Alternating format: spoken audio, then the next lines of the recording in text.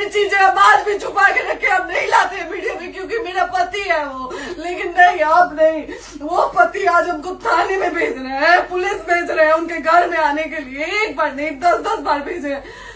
अब नहीं आएंगे आप लोग, तो फिर मर जाने के बाद से कैंडल लेके मत निकलिएगा आप लोग बेटी के नाम पे। एकदम कैंडल लेके मत निकलिएगा। आप लोगों को कोई राइट नहीं है कि कैंडल लेके निकलेंगे आप लोग।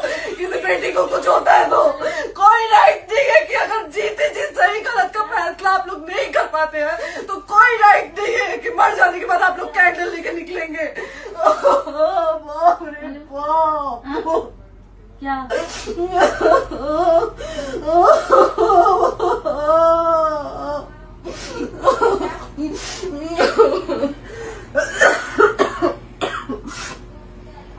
बाप रे बाप।